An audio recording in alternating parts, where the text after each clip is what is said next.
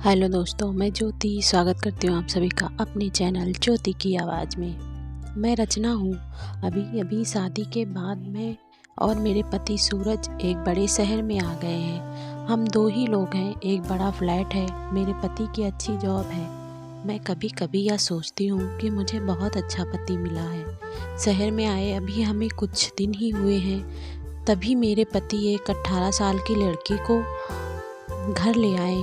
कहा कि गरीब है, इसे काम की ज़रूरत है। मैंने कहा ऐसा क्या काम है, हम दोनों का काम मैं अकेली कर सकती हूँ। लेकिन उन्होंने बोला या यहीं रहेगी और कुछ काम करेगी। मैंने बोला ठीक है। किसी अजनबी जवान लड़की को इस तरह अपने घर में रखना मुझे कुछ समझ नहीं आया, वो भी तब जब मैं मना कर रही हूँ। रात में मैंने सोचा कि उनसे पूछूं कि आखिर यह लड़की कौन है, लेकिन रात जब मैं कमरे में गई तब वो अपने लैपटॉप पर मीटिंग में बिजी थे।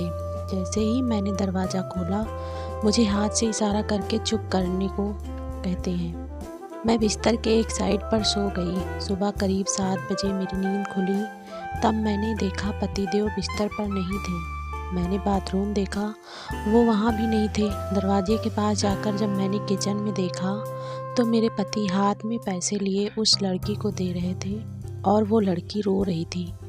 वो उसे चुप भी करा रहे थे। पैसे देकर मुझसे मिले बगैर बाहर मेन डोर से निकल गए। मुझे अब कुछ समझ नहीं आया कि बात क्या है। थोड़ी घबराहट भी हुई, अजीब अजीब ख्याल मन में आने लगे।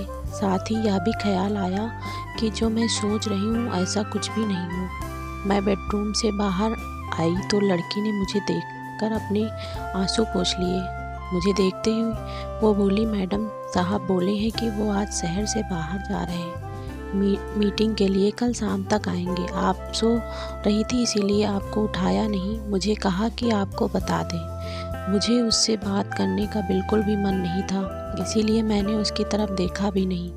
बस अब मैं अपने बेडरूम में बैठी कुछ सोचने लगी। शादी को अभी 1 महीना ही हुआ है और मैं उनके बारे में न जाने क्या क्या सोचने लगी। लेकिन उन्होंने मुझे सोचने का कारण भी दिया। एक तो यह लड़की वो अचानक ले आए और मैंने मना करने के बाद भी उन्होंने इसे यहाँ काम पर रखा। आज वो उसे रुपए भी दे रहे थे। मैंने सोचा कि एक बार फ़ोन कर उनसे बात करके देखती हूँ। मैंने उन्हें फ़ोन लगाया पर उनका फ़ोन स्विच ऑफ बता रहा था। यह पहली बार था जब ऐसा हुआ कि उनका फ़ोन बंद है। अब मेरा सर और भी चकरा गया। इतने में वो लड़की रूम में चाय लेकर आती है। बोली, मैडम चाय। मैंने भी उसको पूछा, तुम्हारा नाम क्या है?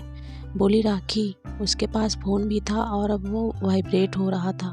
फ़ोन को रिसीव करने वो दौड़कर मेरे बेडरूम से बाहर गई।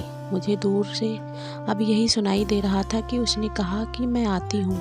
फिर बात करके वो फिर मेरे बेडरूम में आकर कहती है, मैडम मैं 2 घंटे में आती हूँ, मुझे कुछ काम आ गया।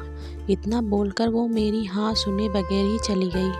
मैं कुछ बोल ही नहीं पाई, लेकिन फिर 2 मिनट में मेरे मन में आया कि क्यों ना उसका पीछा करूं, और मैंने 1 सेकंड में कपड़े चेंज किए और उसके पीछे हो गई।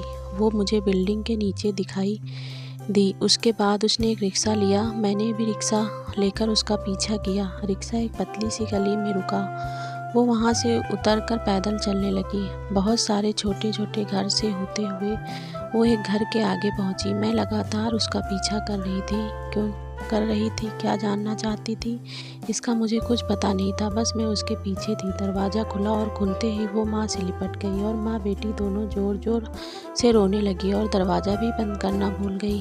अब मुझे सामने जाकर बात करनी होगी कि परेशानी क्या है। मैं उसके सामने गई। मुझे देखकर लड़की बोली, मैडम आप यहाँ? मैंने कहा, तुम्हारे साहब बोल गए थे कि तुम्हारा ध्यान रखना। उसकी रोती हुई माँ बोली कि ऐसा इंसान बहुत कम मिलते हैं। मैंने पूछा, क्या परेशानी, आप मुझे बताएं। माँ बोली कि इनके पिता साहब के ऑफिस में सिक्योरिटी में नौकरी करते थे। अचानक हार्ट अटैक से इनका देहांत हो गया। इसका एक भाई है, लेकिन उसे पीने और जुए की लत है। वो मेरे पास एक पैसा नहीं टिकने देता था। मैं अपनी परेशानी लेकर साहब के पास गई और उन्होंने पैसों से हमारी मदद की। साथ ही उन्हें जब मैंने बताया कि इसका भाई ऐसा है तो उन्होंने कहा कि इसका यहाँ रहना सही नहीं है, इसीलिए वो इसे अपने घर को ले गए। मैं इनकी बातें सुन ही रही थी कि उनका फ़ोन आया। मैंने फ़ोन रिसीव किया। सूरज बोले कि उनका फ़ोन रात में मीटिंग की वजह से चार्ज नहीं था, इसके कारण बंद आ रहा था। उन्होंने पूछा कि कहाँ हो तुम? तो मैंने बोला कि मैं उस लड़की के घर आई हूँ। सूरज बोला, हाँ मैं रात में तुम्हें बताने वाला था, पर मीटिंग की वजह से लेट हो गया था और तुम सो गई। मुझे उस समय जो सही लगा वो मैंने किया, इसीलिए मैं उसे तुम्हारे पास ले आया। मैंने कहा, बिल्कुल ठीक किया आपने। लड़की को लेकर फिर मैं अपने फ्लैट पर चली गई। अब मैं उसे और अपने पति दोनों को ज़्यादा प्यार करने लगी। तो दोस्तों, कैसी लगी कहानी कमेंट करके ज़रूर बताना। आप सभी का बहुत बहुत धन्यवाद।